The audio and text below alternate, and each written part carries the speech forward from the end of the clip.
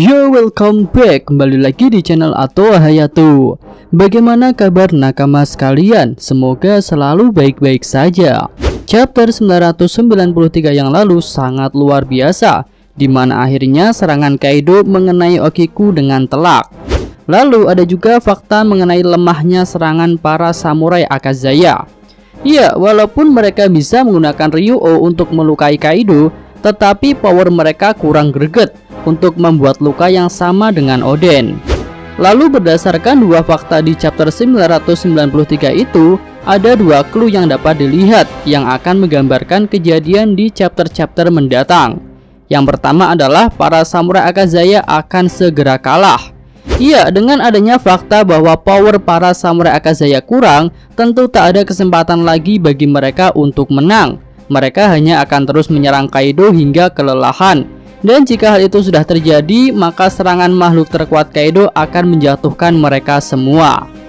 Lalu selain itu, ada juga clue tentang orang yang akan memberikan luka fatal kepada Kaido. Dan tentu saja orang itu adalah Roronoa Zoro, seorang manusia biasa yang memiliki tenaga seperti monster. Iya, nama Zoro mendadak kembali terangkat setelah munculnya chapter 993. Padahal di beberapa chapter yang lalu namanya tenggelam karena hanya kebagian melawan para Kroco. Lalu benarkah bahwa Zoro yang akan memberikan luka fatal bagi Kaido seperti Oden dulu? Mari kita analisis lebih mendalam. Pertama, dari hal besar kekuatan atau power. Untuk hal yang satu ini kita tak perlu meragukan Zoro. Banyak sekali kejadian yang menunjukkan betapa besarnya kekuatan fisik yang dimiliki oleh Zoro. Kita ambil salah satu contoh saja, yaitu ketika Zoro bertarung dengan naga raksasa yang ada di Pangharzat. Pada pertarungan itu, Zoro bisa beradu tenaga dengan seekor naga yang besar, bahkan bisa menebas naga tersebut. Lalu kemudian, selain tenaga juga diperlukan senjata yang hebat untuk bisa melukai tubuh Kaido. Nah, clue tentang senjata ini ternyata juga muncul di chapter 993. Di mana dapat kita lihat bahwa pedang Okiku patah ketika menahan serangan dari Kaido.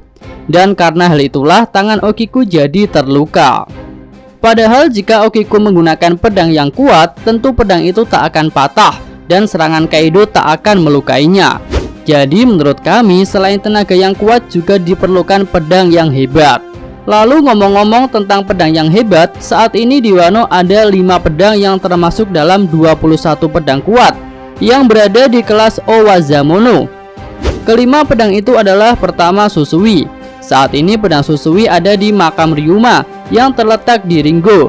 Zoro sudah memutuskan untuk mengembalikannya dan menukar pedang itu dengan Enma. Lalu yang kedua adalah Nidai Kitetsu. Pedang Nidai Kitetsu sempat diambil Luffy dari Hitetsu, hingga akhirnya Luffy tertangkap dan masuk ke penjara Udon. Kemudian yang ketiga ada Ameno Habakiri. Pedang ini adalah pedang yang nantinya akan diwariskan kepada Momonosuke. Lalu yang keempat dan kelima adalah Enma dan Wado Ichimonji. Nah, kedua pedang Owazamono itu sudah ada di tangan Zoro. Sebenarnya jika Zoro adalah pengguna dua pedang, Enma dan Wado Ichimonji sudah cukup untuk melawan Kaido. Namun masalahnya Zoro adalah pengguna 3 pedang. Tentu jika bertarung dengan 2 pedang, Zoro tak akan bisa memaksimalkan kemampuannya. Jadi menurut kami harus ada 1 pedang lagi yang digunakan oleh Zoro untuk melawan Kaido. Kira-kira dari ketiga pedang yang kami sebutkan di atas, mana yang akan cocok untuk Zoro? Mari kita bahas satu persatu. Kita mulai dari Susui. Pedang Susui adalah pedang hitam yang memiliki kekuatan dahsyat. Bahkan pedang ini memiliki catatan sejarah yang luar biasa, yaitu pernah digunakan oleh Ryuma untuk menebas seekor naga. Nah, berhubung saat ini lawannya adalah naga Kaido, tentu penggunaan pedang Susui akan terasa optimal. Tapi masalahnya saat ini Susui ada di Ringo, sedangkan pertempuran utamanya ada di Onigashima. Tentu tak akan sempat jika Zoro mengambil Susui dulu. Iya sih, tapi tenang aja, masih ada cara lain agar Susui bisa digunakan oleh Zoro pada pertempuran di Onigashima ini, yaitu menggunakan skema bantuan dari Gyukimaru. Tentu kita masih ingat dengan dia yang merupakan rubah peliharaan dari Shimotsuki Ushimaru. Nah, kami rasa karena sebuah alasan khusus Gyukimaru akan datang membawakan Susui untuk Zoro agar bisa digunakan untuk menebas Kaido. Walaupun sebelumnya dia menganggap Susui adalah harta nasional Wano, tapi kami rasa demi keselamatan rakyat dan juga fajar bagi negeri Wano, dia akan membolehkan Zoro untuk menggunakan Susui. Lalu yang kedua adalah Nidai Kitetsu. Pedang Nidai Kitetsu sebenarnya sudah menarik perhatian Zoro ketika Zoro melihat Luffy memegangnya. Namun karena Luffy keras kepala, Zoro jadi tak sempat menyentuh Nidai Kitetsu. Hingga akhirnya Luffy tertangkap dan dipenjara di Udon. Nah, setelah Udon ditaklukkan, kami rasa Nidai Kitetsu sudah kembali berada di tangan pasukan aliansi. Dan kemungkinan besar saat ini Nidai Kitetsu sudah ada pada orang yang berhak, yaitu Hitetsu, yang merupakan seorang pembuat pedang sekaligus keturunan dari pembuat Nidai Kitetsu. Lalu jika memang Nidai Kitetsu lah yang akan digunakan Zoro untuk melawan Kaido, kami rasa skema kedatangan Hitetsu ke Onigashima akan jadi masuk akal. Apalagi saat ini dia juga belum terlihat di Onigashima. Lalu selain Nidai Kitetsu, mungkin saja Hitetsu akan datang bersama Otama, seorang gadis yang memiliki kemampuan untuk menjinakkan para gifters. Dengan kedatangan Otama, tentu kemampuan tempur pasukan musuh yang terdiri dari para gifters akan bisa diambil alih oleh pasukan aliansi. Oke, selanjutnya skema yang ketiga tentang pedang Ameno Habakiri. Enma dan Ameno Habakiri adalah dua pedang milik Oden Kozuki yang digunakannya untuk menebas tubuh Kaido. Dan menurut Kaido itu adalah luka paling sakit yang dia terima.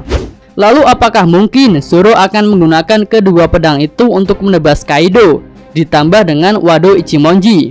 Ya, kami rasa masih ada kemungkinan hal itu akan terjadi. Karena tentu akan terlihat epik jika Zoro menggunakan dua pedang milik Oden yang saat ini sudah diwariskan kepada Momo dan Hiyori. Lalu untuk skemanya juga masih terbuka lebar, karena saat ini Hiyori belum terlihat di Onigashima. Jadi bisa saja Hiyori akan datang ke Onigashima karena dia menyadari hanya dengan menggabungkan kekuatan Enma dan Ameno Habakiri, Kaido bisa dikalahkan. Oke, sampai di sini dapat kita lihat jika kemungkinan Zoro akan menggunakan Susui atau Nidai Kitetsu atau Ameno Habakiri pada pertempuran di Onigashima ini masih terbuka lebar. Jadi menurut nakama sekalian, kira-kira pedang mana yang paling cocok? Silahkan berikan pendapat di kolom komentar.